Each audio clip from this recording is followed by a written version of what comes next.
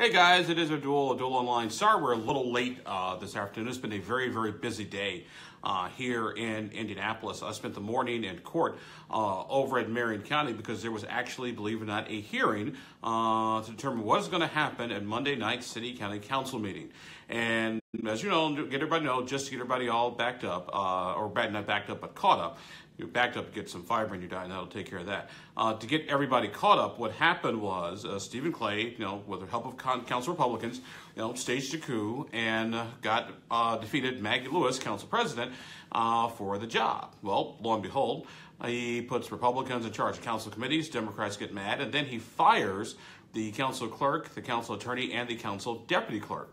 Well, several councilors and the council clerk sued Stephen Clay to get a temporary restraining order so they could keep their jobs. They said, hey, didn't have the legal authority to do it. The council can get rid of these people, etc. Well, Clay went and got an attorney to the tune of $400 an hour, which, by the way, you, the Marion County taxpayers, will be paying for. And they said, no, he had the perfect authority to do it, and the court should not get in the middle of this. Well, we sat around for nearly a couple hours this morning while the judge, Judge Tom Carroll in Court 6 said, hey, you know what? You folks are going to sit down and you're going to figure this out. So today we had a partial settlement. What does that mean?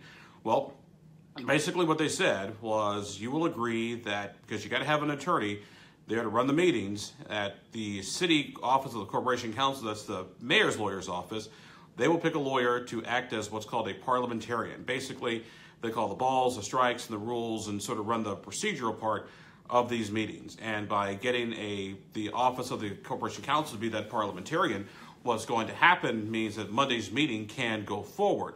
Because for a while, we almost were sitting here staring at a government shutdown because you can't have the council meetings without a parliamentarian. Now, here's where it gets even more interesting.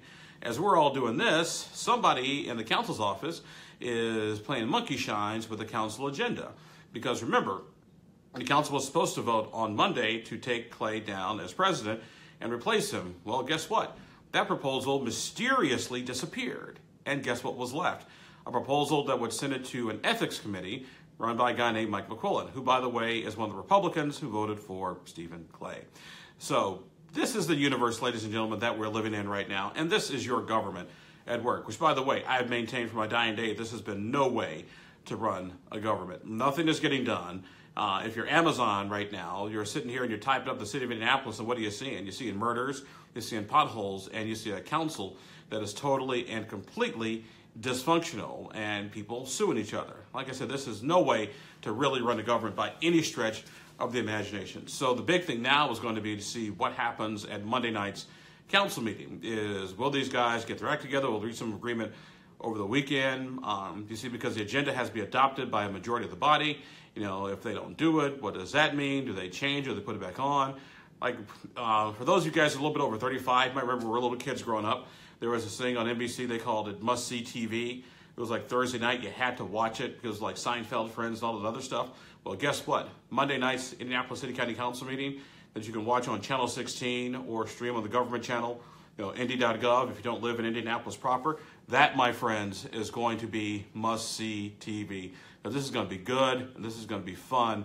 Unfortunately, it's completely ridiculous and unnecessary.